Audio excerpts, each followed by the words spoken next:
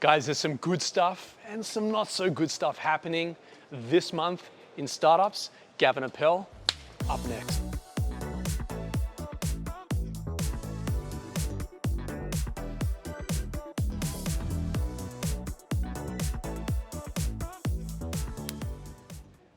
Welcome back. Welcome to 2023. 2023, this month. We're back in uniform. Startups. Shorts and t-shirts are out. I'm glad you got the memo. Black jeans and black round yeah. necks are in. That's it. All right, guys. See you tomorrow. All right. No, just kidding. Guys, Gavin and I, this month in startups, it's wild out there. Yeah. So we're going to kick off today with a visitor to Australia. Company was founded in 1975, worth 1.8 trillion US dollars on the US stock market. We're talking about Microsoft. We're talking about Bill Gates. He's been in Australia over the past week. Hasn't been received very well. Hasn't it? No. Okay. Well, he went to Kirribilli House. Yeah. Met the PM. Yeah. And there's a bit of turmoil there. He met the PM. He did his first seed deal in Australia for a Perth tech startup as well. Incredible. Bill's all about climate change, but flew out here on his private jet.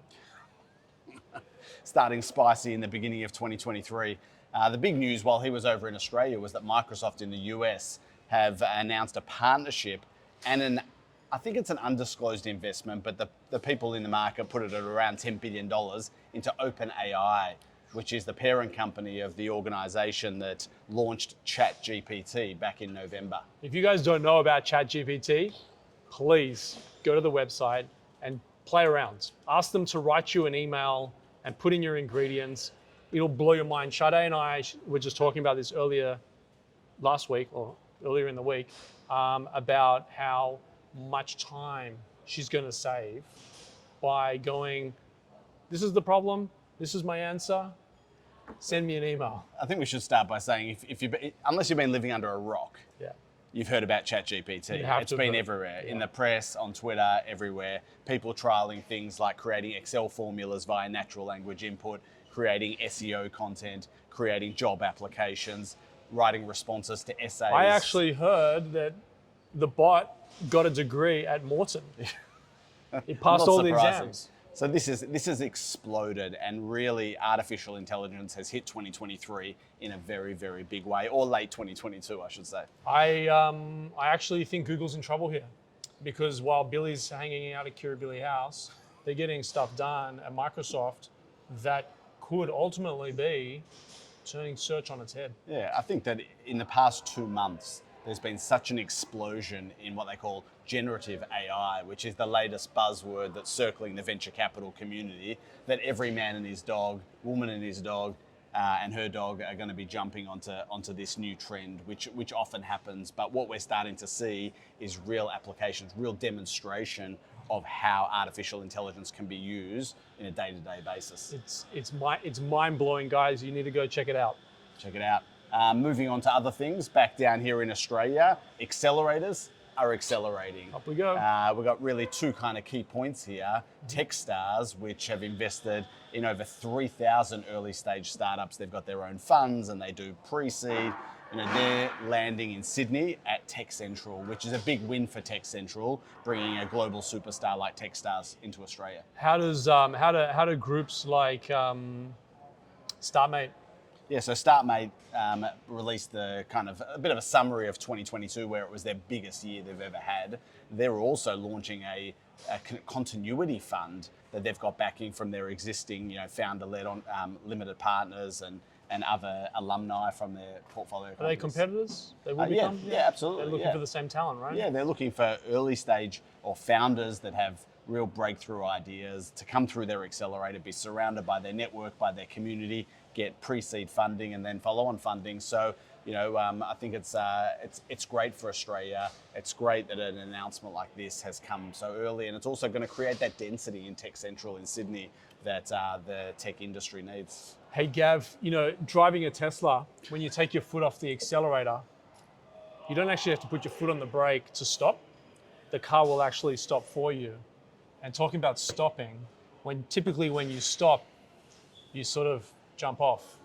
And unfortunately, a lot of people are jumping off at the moment, maybe involuntary Yeah, not for their own wrongdoings or anything like that, but we've started 2023 with quite a number of big tech firms, including Google, Microsoft, Amazon, letting tens of thousands of their hard-working employees off, right? So we talked before we went on summer vacation. We talked about what Elon had done at Twitter by sort of taking 7,500 employees and right-sizing the business down to circa 2,000 employees. Yeah.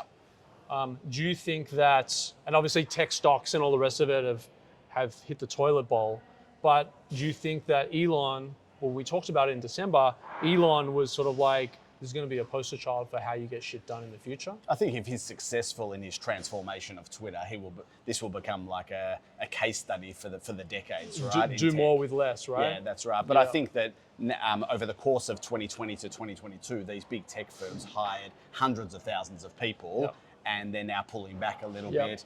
Things are starting to settle in the market. As we know, the capital markets have changed over the past 12 months.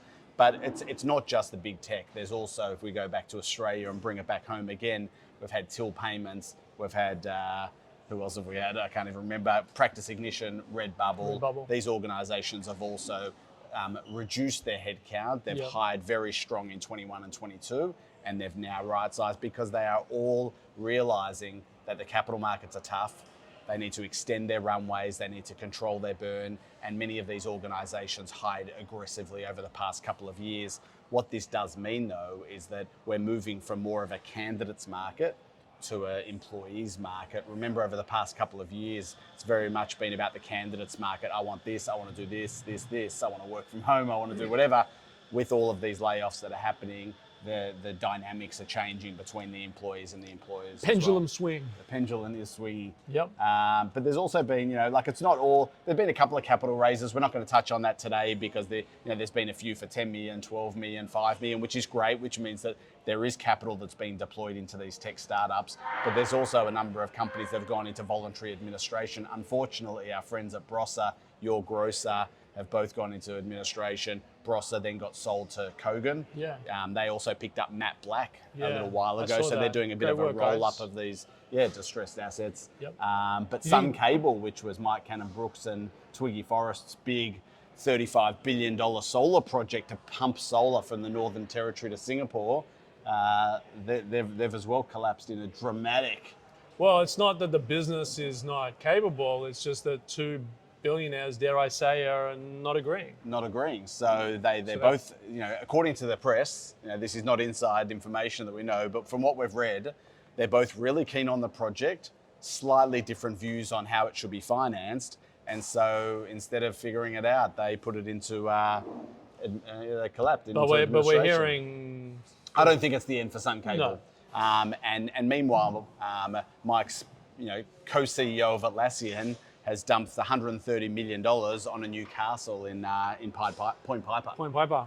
Yeah. 130. Your old neck of the woods in that kind of Sydney. Those suburbs better than me. All too well, but don't have 130 million to my name. No, but that's smashed the national record for property prices, which is pretty significant. I think we'll leave it at that.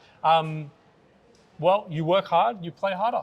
Yeah, I think there's a huge amount of optimism in the industry. Really excited to be kicking off this vlog for 2023 and continuing it throughout the year. Huge amount of optimism, lots of excited founders out there, lots of investors hunting for brilliant, businesses to deliver outsized returns to their investors. So we'll be here, we'll be reporting. It's going to be a big year. It's going to be a big year. Actually, what I do want to disclose as well is we're going to be shifting gears. Oh, here we go. We are going to sunset, much like Sun Cable. Not that we don't disagree. No, you get what I'm saying. We agree on the dress code. But we absolutely do. But actually going to retire the vlog as you know it or have come to know it. Breaking news. And we're going to go into the podcasting space. Okay. So longer format, Gav, we won't be so rushed. We can talk about these stuff in more depth. I will have Gav on monthly to talk about tech, innovation, startups, acceleration, mixing up the formats, disagreements, and keeping you honest. Our boy Tesla and Twitter.